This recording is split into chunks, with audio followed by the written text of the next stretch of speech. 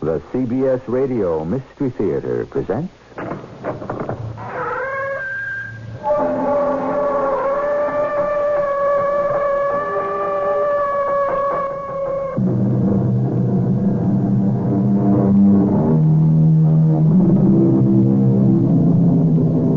Come in. Welcome. I'm E.G. Marshall. Since trifles make up the sum of things, half our misery from our foibles springs. Yes, trifles. Little unnoticed, unimportant, insignificant threads. Too trivial, perhaps, to be worth anyone's attention. And yet, they have a most inconvenient way of growing and twisting and twining themselves together. And soon, these slender, fragile filaments can weave themselves into a rope that is both long enough and strong enough for, well, what has been the ultimate purpose for many a rope. Everybody is always trying to sell me something. Well, why shouldn't they? You have so much money. And I intend to hold on to it.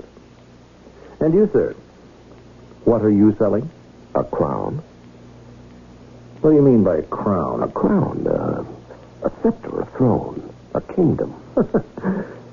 You're crazy. And you're interested.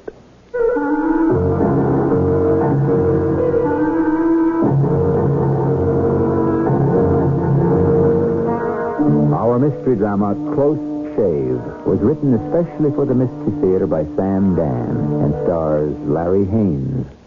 It is sponsored in part by ARM, Allergy Relief Medicine, and Buick Motor Division. I'll be back shortly with Act One.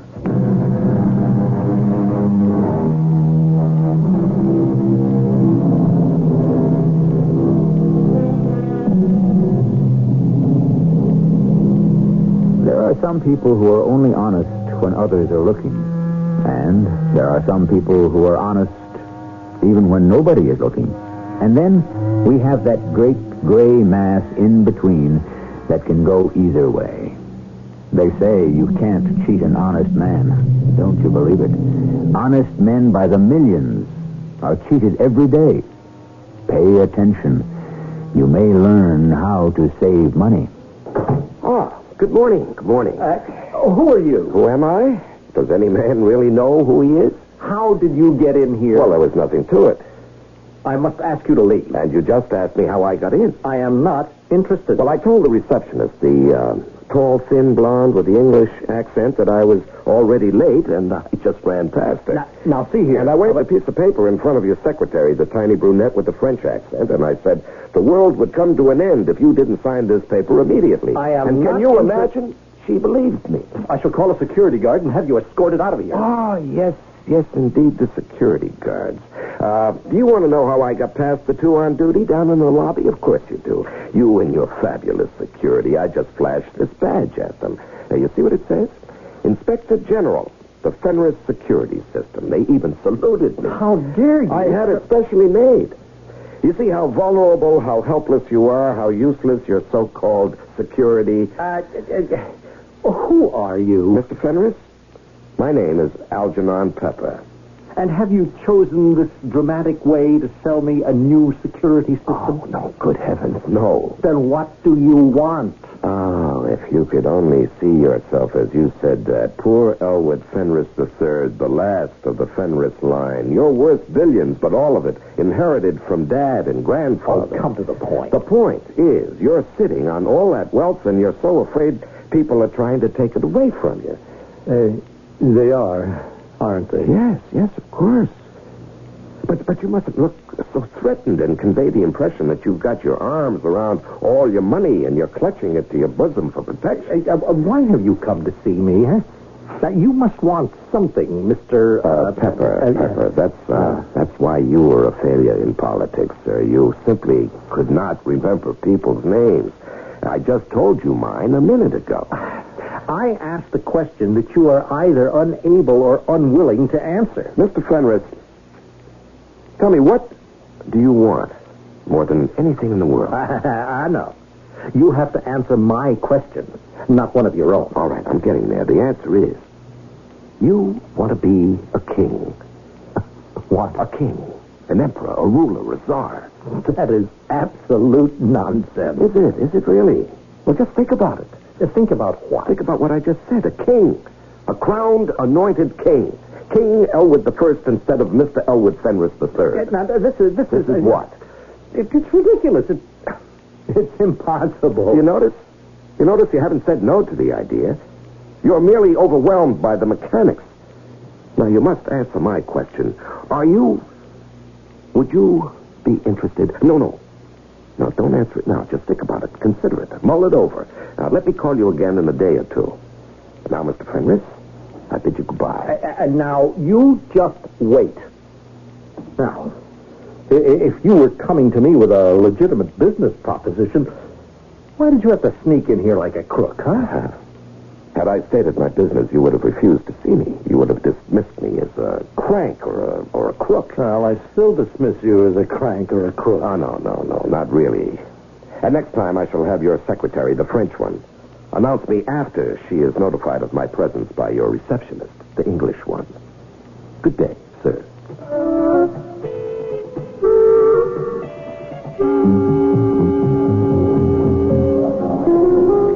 I still don't know what you're trying to do, Algernon. Lolly, my dearest. Just have faith. Well, you have to explain it. All right. How would you like to marry Elwood Fenris III? How could I ever get to marry Elwood Fenris? Darling, you're getting bogged down in the mechanics of the thing. Just give me your answer, Well, sure, but how... Look, it isn't really that difficult. After all, 6 women have already done it.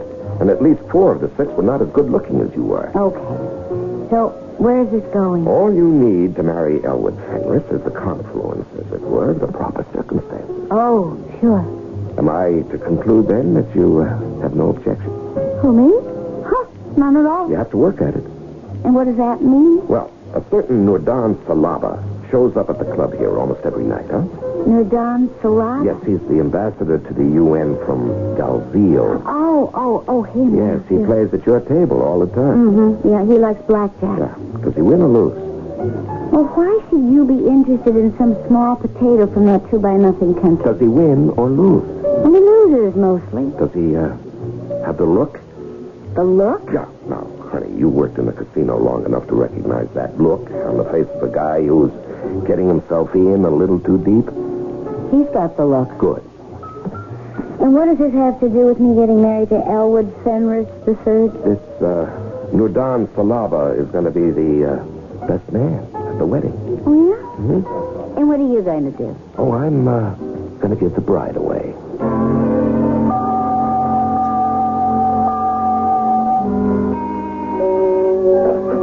Yes. Who? Mr. Algernon Pepper? I don't know any Mr. Algernon Pepper. Wait, Miss Hurtlow. Yes. Yes, have him come in, please. Good morning. Good morning. How are you, Mr. Fenris? I only asked you to come in because, quite frankly, you amuse me. Would you ask me to sit down? Well, a little bit of humor now and then. It's good for the digestion. I shall have a chair anyway. Now then, have you thought it over? I thought what over? Confess. Confess you thought of nothing else. You were unable to think of anything else since I made you that offer. Which offer? I see. We must play our little game to the end, huh? Surely you didn't expect that I would take that offer seriously. Well, why not? I am completely serious. The groundwork is already being done. What groundwork? Well, the necessary groundwork that has to be done if you consent, as it were, to wear the purple. State your proposition. It might be amusing. Oh, yes, it will be. And do you know why? Because it's so serious. What is it? I have been looking for a man of immense wealth, but he has to have other qualifications. Really? Yes, he has to be dissatisfied, restless. And what makes you think that I am? Oh, do you deny it? Well, absolutely. Fine. In that case, Mr. Fenris, I shall leave and return when you're ready to hold a meaningful discussion. Just what are you after? What do you do with yourself all day? The answer is nothing. You sit atop a vast and complex financial empire, but it runs on its own power without you. That is not so. And whenever you've decided to insert yourself into the actual management, the results have been disastrous. Hey, how dare you come into my Well, office? fortunately for you, your forefathers amassed more wealth than you could ever hope to dissipate. Oh, sir, I will have to ask you to leave. And so you tried politics. Now, many wealthy men have succeeded in that endeavor, but it didn't work for you. You were lacking that, that touch. The smile, the manner. I saw a picture of you kissing a baby. You hated that child. I did not. Oh, yes, it was obvious. The look on your face. You appeared to be physically repelled. Now, we may just as well carry the story to its harrowing conclusion. You are a failure at everything, even at love. Well, I'll have you know that I've had some of the most beautiful Now, women. what you should say is you've bought some of the most beautiful women, but you couldn't keep them. You've had 7 wives. 6. Very well, 6 wives and 6 divorces. They only married me for my money. Well, for what other reason should they have married you? Well, now, let us consider Mr. Elwood Fenris III. Is he stupid? No. Is he uneducated? No. Is he untalented? No. Is he really unattractive? No. Then, what is Mr. Fenris's problem? Why is he a failure? Why is he unfulfilled? Oh, I am getting bored with this ridiculous charade. The trouble with Mr. Elwood Fenris III is that he does not live in the world of Mr. Elwood Fenris I, or even Mr. Elwood Fenris II. These men were buccaneers, freebooters, pirates. I will not tolerate this socialistic slander. These men were free to operate as they pleased. No laws, no restrictions. Hey, I've heard enough. Oh, you haven't heard anything yet. Do you know your problem? You hate this country. This is no longer the country your grandfather knew. There were no laws to prevent him from robbing the people. He did not rob. He took what he wanted, like a feudal baron. You, on the other hand, his grandson, you went to the people, hat in hand, and you bowed and you scraped and you said, vote for me. Please, vote for me. Well, the people turned you down. So you have rejected the people. And shall I prove it? I defy you to. Your receptionist is English. Your secretary is French. Your security force, well, you just don't hire a few private cops. Oh, no, you have created the Fenris Security Forces. They wear brilliant blue jackets with gold braid and scarlet breeches, shining black leather riding boots. Why, they could be the elite guard of an emperor. Well, I happen to believe that a smart-looking policeman is an efficient policeman. Yes, security. You're obsessed with it. You hide behind it. Look at yourself. You're not a big man physically, but you have that enormous mustache. Why? What? Well, because it flatters me. Because it hides you. It's part of your security.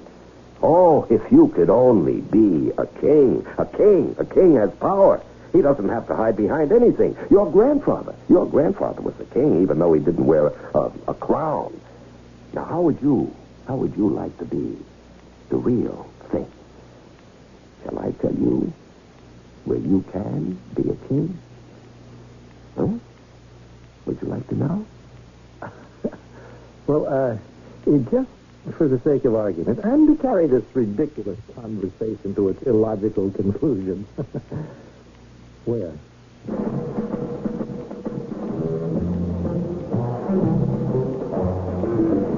We always need a good curtain line, and that one should do the trick. You notice how Mr. Fenris is interested. He may be playing a bit hard to get, but he's listening. But isn't monarchy going out of style these days? Do you know of a country that's been advertising for a king? We may have a coronation when I return with Act 2.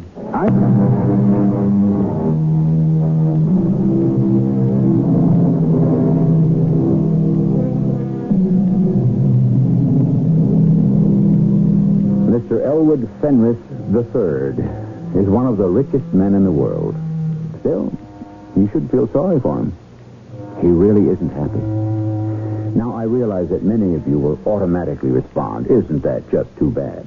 However, let us not lose sight of the fact that we are all supposed to be equal, and that rich people are also human, which means they also have to suffer. You know the old saying, poor people, poor problems. Rich people, rich problems. Yes. Mr. Fenris, you're angry. Why? Because I offer you a chance to become a king? Do you believe in divine right? No. Then, if kings are not appointed up above, then they're obviously selected here below. Is that stating the case? Yes, I would imagine. Then, what we're concerned with is a selection process. I wish I knew what you were really up to. All right, now, I happen to know of a country that's in the market for a king at this point. In the market? Well, in a manner of speaking. Now, for many years, they were a monarchy. Then the king passes away without male issue. There was a daughter, but because of the Salic law that pertains there, she was ineligible for the crown.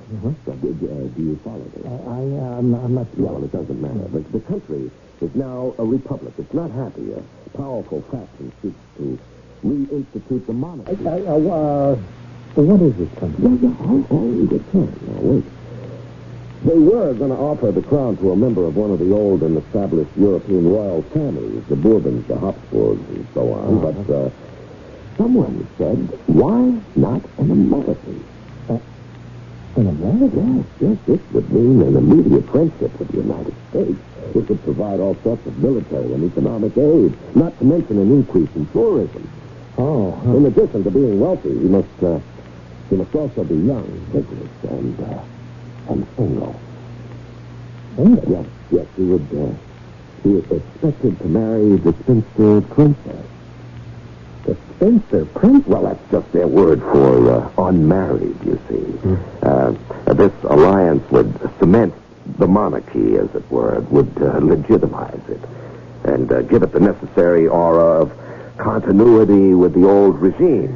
Spinster? Yes, I just happened to have here a picture. Of course, it's only a snapshot. Yeah. She's beautiful. Oh, yes, there's no doubt about it. And I would have to marry her? Yes, that's the only acceptable arrangement. And now you're wondering, where do I come into all this? Yes. Where? Well, I am best described as a bringer together. It comes to my attention that certain people have certain needs and that certain others are in a position to satisfy those needs. So I then, as I've said, simply bring them together. For a fee, of course. Yes, it's called a finder's fee. You would expect me to pay you? Mr. Fenris, for making it possible for you to become a king, you will pay me the sum of $1 million. What? $1 million? No, don't talk like a man who doesn't have it. But $1 million? It costs you that much and more to get rid of each one of your wives, Mr. Fenris. Now, first, your signature, please, here on the dotted line. Hey, how do I know you can deliver? If I can't, you owe me nothing. How could I entertain such a mad notion? How indeed? Look, if you don't deliver the goods, then I owe you nothing. Is that true? That's the truth. You leave that piece of paper here with me. I want my attorney to examine it. Do you object? Object? Sir, I insist.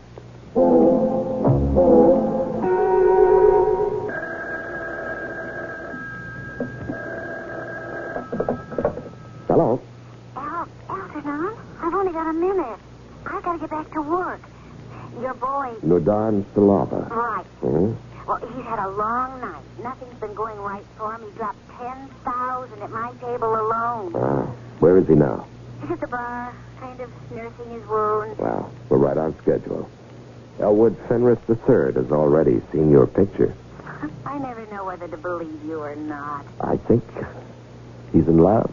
And I think you're crazy. What are we up to, Algernon? $1 million. I do not know what to say to this proposal, Mr. Pepper. Really, I do not. Colonel Nudan Salava, you have gambled away not just your own resources, but also those funds with which you were entrusted to conduct your country's embassy. How do you know that? A man who loses as consistently as you do is a man who must be losing everything. Well, you see, it is this weakness, this fatal weakness, this devil's curse, this gambling. Yes. Now, I'm willing to pay $100,000 for your participation. Thus, you can discharge your debts, clear your slate, save your honor, and even enjoy a small profit. You must understand, there is no sentiment in Dalziel for the return of the monarchy. Indeed, it is quite the opposite. Well, it doesn't matter whether there is or there isn't. But you are trying to convince this millionaire gentleman that Dalziel demands him to become our king? Of course. And you represent Dalziel. You are known. You have credentials. You're an important official. You speak with authority. But the scheme is perfect. Now, you, as the highest hereditary military officer in Dalziel, will preside at a constitutional convention representing the 4 Dalziel estates. And at that time, the crown will be offered to King Elwood I. What constitutional convention? And what estate? He will also marry the spinster princess. What spinster princess? Now, you must always have a good-looking girl to sweeten the deal. She distracts the sucker's mind away from the fleecing. Oh, how can anyone believe this? You are the key. You make it all look legitimate because you are legitimate. But what happens afterwards? Afterwards, you count your money. But when he discovers the hoax, what will he do? What can he do? Nothing. Well, no, he's a wealthy, powerful man. All the more reason for him to drop the whole thing. Can he afford to look ridiculous? I don't know. You're sitting here and you're waiting. For what? For salvation. You're over your head in debt. You're reduced to the bullet in your pistol. I come along and I offer to save your life and you hesitate? Sir, I misjudged you. Good night. No, wait. Explain it to me again. Yes, Mr. Fenris. I came as quickly as I could. Well, I signed your agreement. Here it is. Mm-hmm. Well, everything's all tidy. Now, sir, to business. The name of the country is Dalziel. Dalziel? I never heard of it. Oh, it's a neat little country. Little? Well, it's small, but comfortable. Oh, small, huh? Something wrong, Mr. Fenris? Well, you had mentioned that it was once a monarchy, but now no longer. So, well, I thought perhaps it might be Greece or Italy. Where is Dalziel? Dalziel is in South America. Oh. Yes, but South America is one of the up-and-coming places in the world. Great things are happening in South America, or they're about to. Where in South America? It's near Brazil. Brazil? Yes, just below the equator. Oh, and it's hot. Well, it's seasonably warm. The nights, I understand, are just divine. Dalziel. Yes. Now, the schedule calls for us to fly to Grudberg. That's the site of the old summer mansion. It's kind of isolated, but it's the place where traditionally the estates meet for matters of high policy. Mm-hmm. You can appreciate the necessity for secrecy until the moment the official documents are signed. Oh, yes, of course. Now, Colonel Salaba, the ambassador to the UN, is an Air Force officer. He'll fly us down there. South America, you say, below the equator?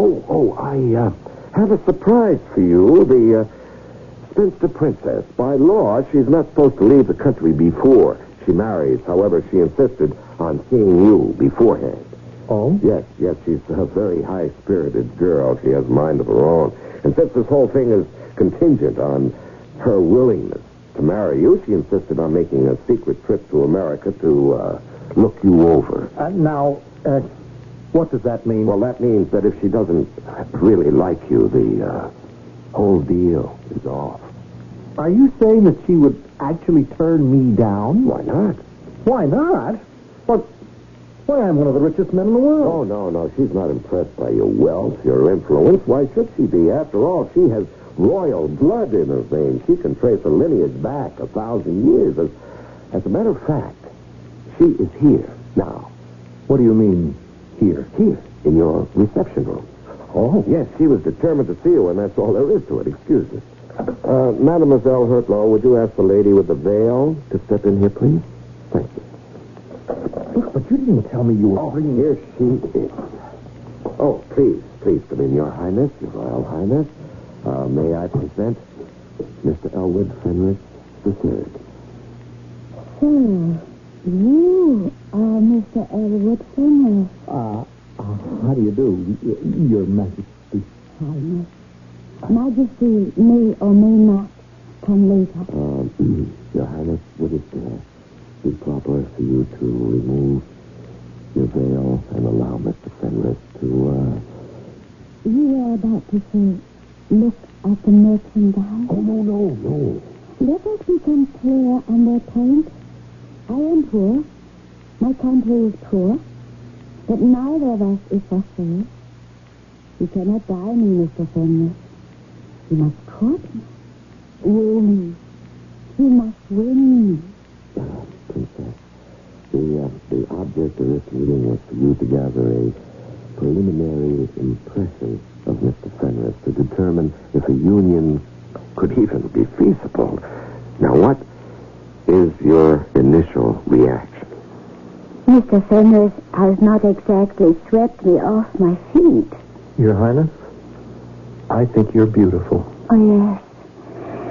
Mr. Pepper, you will give Mr. Fenris my secret telephone number, and we shall see what he does from here on. Good day to you, Mr. Fenris.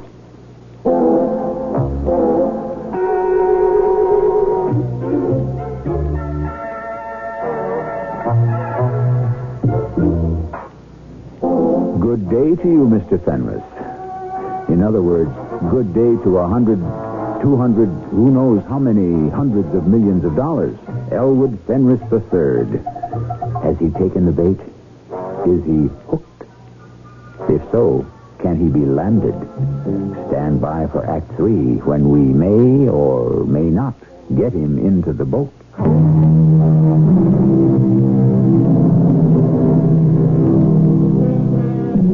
Was it Mr. Thackeray who said, it's just as easy to marry rich as it is to marry poor?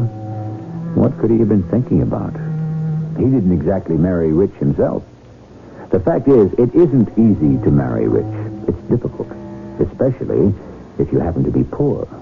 But it's not impossible. It takes considerable planning and strategy and psychology. Sometimes, even if you accomplish the objective, you're not quite sure it was worth all that trouble in the first place.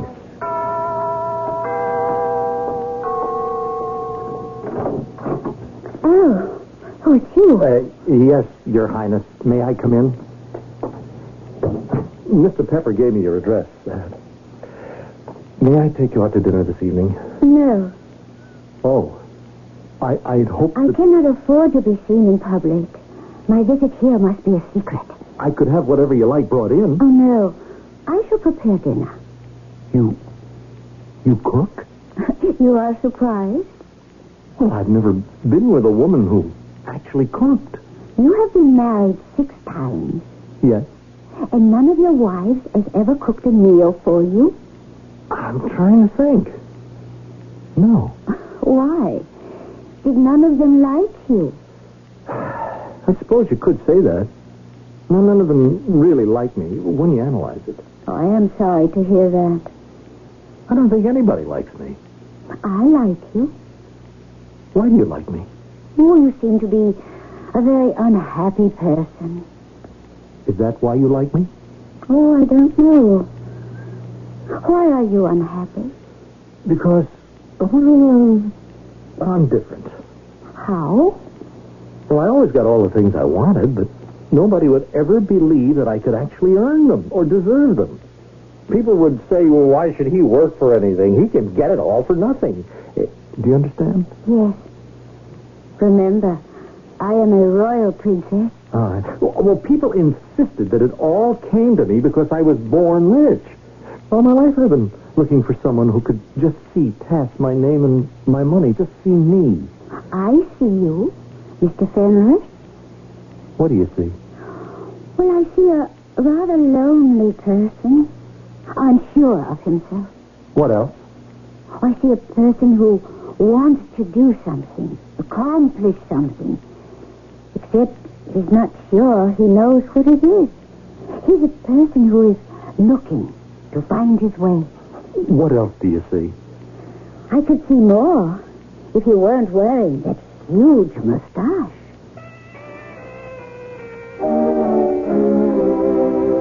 Your Royal Highness, you've been getting quite a rush from our friend Fenris. How are we doing? You know something, Algernon? He's a pretty nice guy. Uh-oh.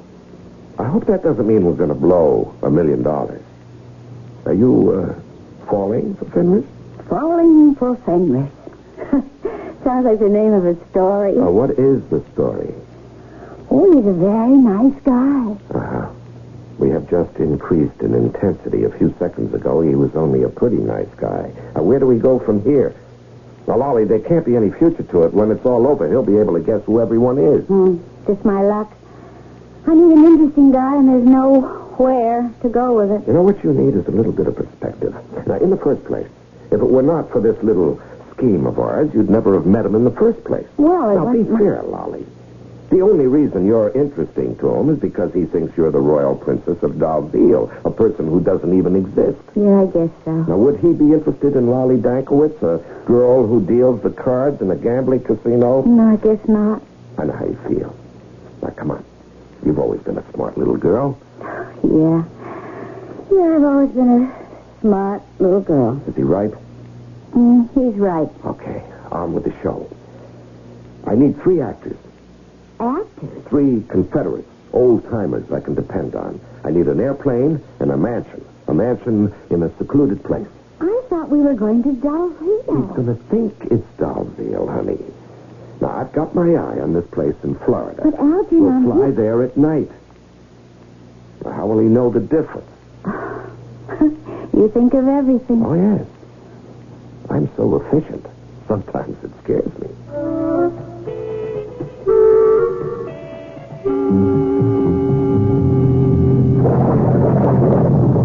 Is it much further? Oh, I think we're almost there. Your Majesty? Majesty. Well, you might as well get used to the title. Oh. Now, I am going to try to be a good king. Oh, I'm sure you will be. I think we're here. Where are we? It's the county airport. Oh. Yes, it's quiet, secluded. Smallest field in the area that can take a jet. Oh, you see, it's waiting for us. Oh, yeah. Now, we'll have to walk the rest of the way. Yeah, I feel very nervous. Well, that's normal. After all, history is being made.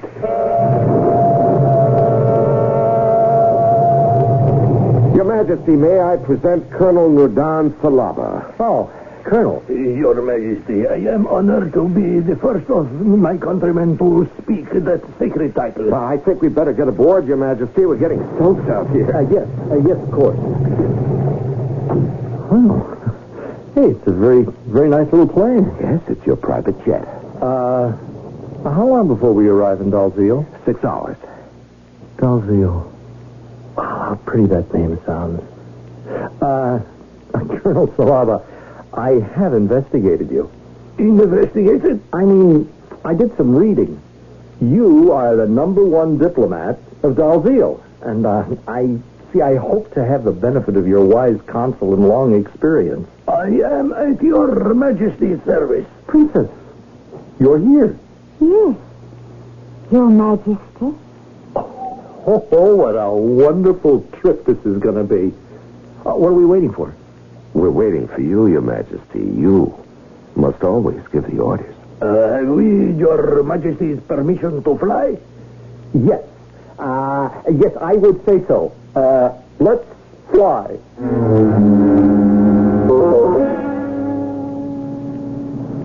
Oh, where are we now? This is the province of Grudbag. The summer mansion is located here. It's a pity the night is so dark. This is a beautiful country. Well, I'll see it all in the morning. I want to see everything and everybody. Oh, you will. What's on the schedule now? In just a few moments, we shall arrive. Waiting for us are the representatives of the 3 other estates. Estate? Yes, I represent the military. Then we have the nobility, the urbans, and the rurals. In a very brief ceremony, each will accept you.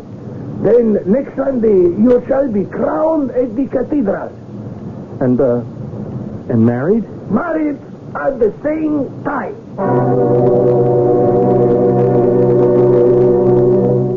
Is everyone here? Yes, let us begin.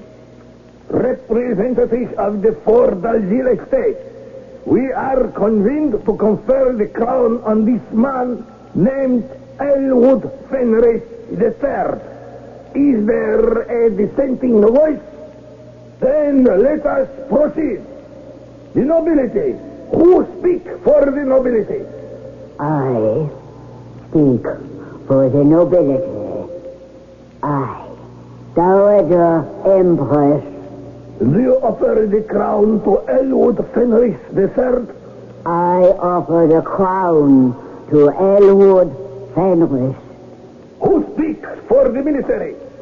I, Colonel Nurdan Sayaba, speak for the military. I offer the crown to Elwood Fenris III. Who speaks for the urban? I, Tolvar Septim, speak for the urban. I offer the crown to Elwood Fenris III. Who speaks for the rural? I, Khanam Dalat, I speak for the rural.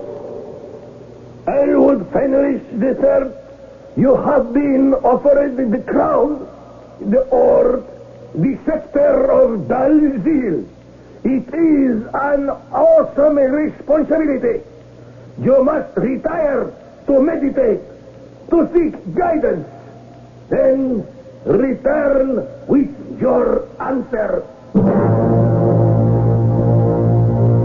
Your Majesty, I've been sent in here by the council to find out if you really want to be Your Majesty. Yes. Wait. For what? There is something I must do first. I must shave off this mustache. Oh, no, you were right. I've been hiding behind it. But I don't have to hide any longer. Would you give me a few minutes? Certainly, Your Majesty. Are you ready, Your Majesty? Oh, I see you're still shaving. Yes, this is extremely important and symbolic. I am no longer hiding from the world. Your mustache is off. All off. Yes. Your Majesty. Your Majesty, what are you staring at? Is everything all right? You're staring at the safe. Yes. Yes, I am. But the council is waiting. It's remarkable. What is remarkable? Come along. We have kept the council waiting long enough.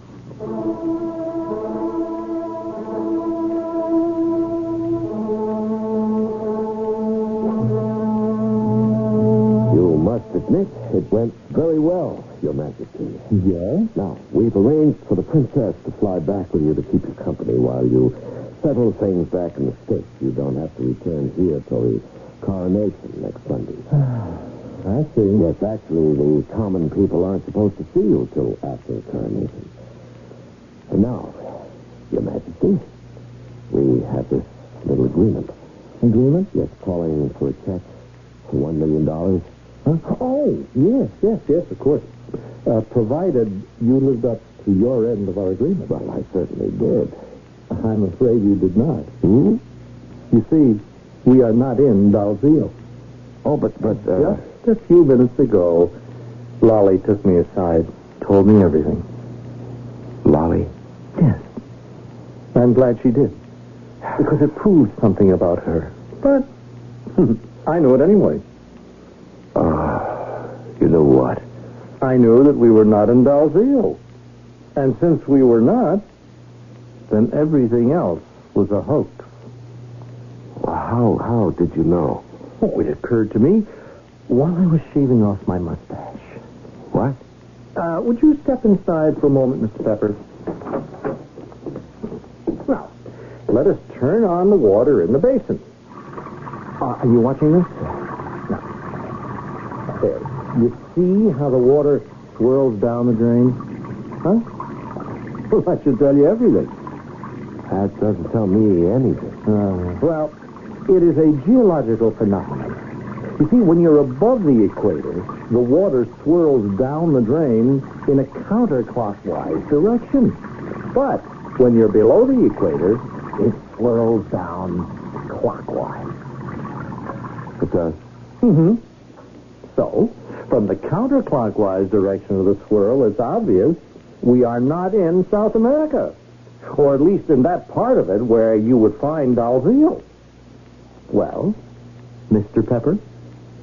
Yes, Mr. Fenris. However, one good thing came out of it.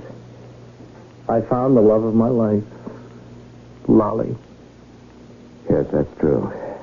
Thanks to me, you found Lolly. Admit that. Oh, yes, I admit Well, it. then, to be fair, am I not entitled to a finder's fee? You most certainly are. Ah, now we're talking. How much did you have in mind? How much? Uh-huh. You mean money? Mm-hmm.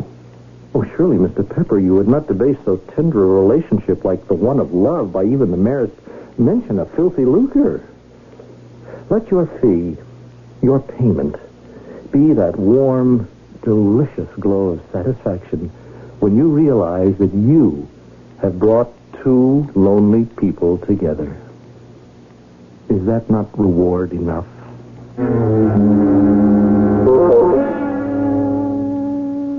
Why, sure. And for someone in Mr. Pepper's business, the fact is, you win some, you lose some. And as far as rewards go, it is written that we shall all be rewarded one day according to our works. And what a day that's going to be. I shall return shortly.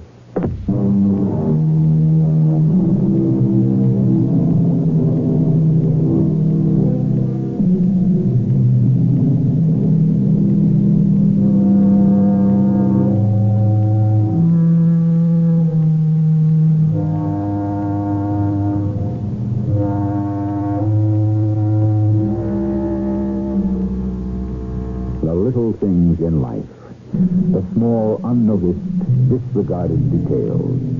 How well these are handled in the end decides our fate. It has been said that while success is the sum of a great many trifles, success itself is never a trifle.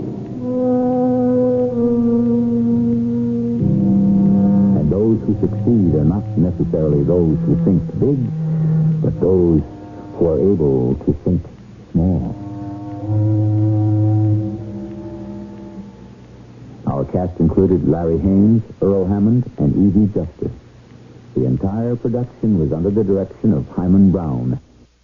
This is E.G. Marshall inviting you to return to our Mystery Theater for another adventure in the macabre. Until next time, pleasant dreams.